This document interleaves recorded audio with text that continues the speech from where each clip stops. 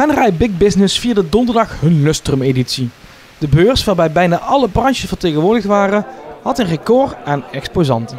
Het is een hele mooie reis geweest. 2020 begonnen. De eerste editie was natuurlijk wat rommelig, uitgesteld door corona. 2001 uiteindelijk de eerste en nu zijn we 5 jaar verder en hebben we de 5e editie, dus heel blij. Hebben jullie dan ook extra uitgepakt deze keer?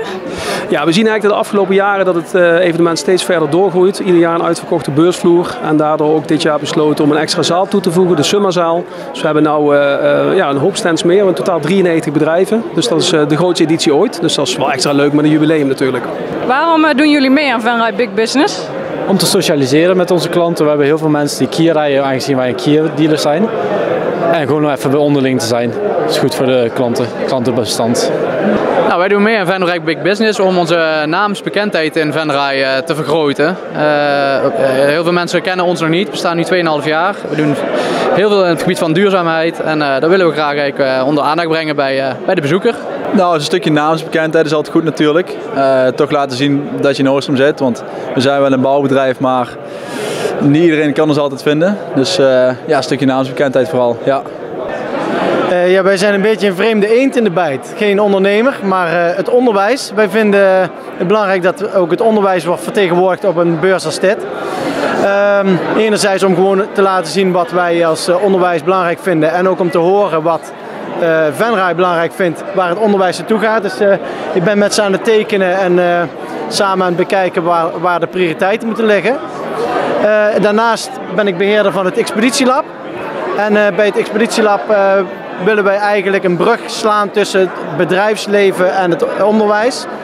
En dan is dit denk ik het perfecte om te netwerken met de bedrijven uit de techniekbranche van Venray. Nou, ons kennen ze denk ik al langer. Hè? We bestaan 125 jaar. En wij vonden dat eigenlijk samen met het jubileum van Big Business vonden we dat eigenlijk veel leuker om te laten zien. Kijk, iedereen weet wat een installateur doet. Hè? Dus loodgieterswerk en elektra, nou dat hoeven we niet meer te vertellen. En ik denk met 125 jaar dat iedereen weet dat wij Keizers Mertens zijn. Dus ja, wij vonden het leuker meer om te laten zien dat we 125 jaar bestaan.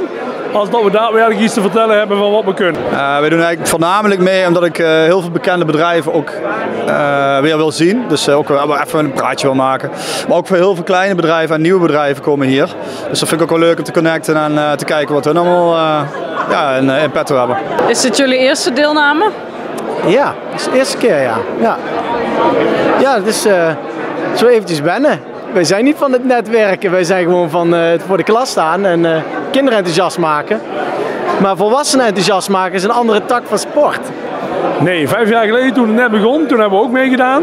Alleen wij vonden het voor ons niet, moet ik dat zeggen, niet goed genoeg om daar elk jaar aan mee te doen.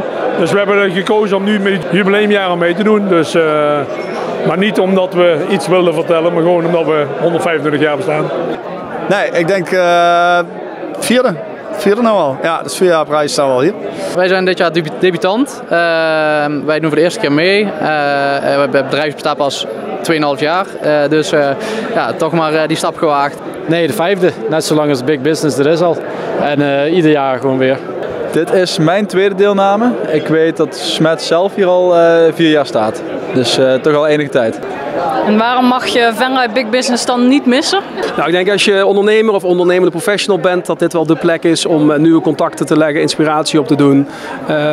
Met frisse ideeën naar huis kunt gaan. Dus zeker een must om, als je er dit jaar niet bij geweest bent, volgend jaar te komen.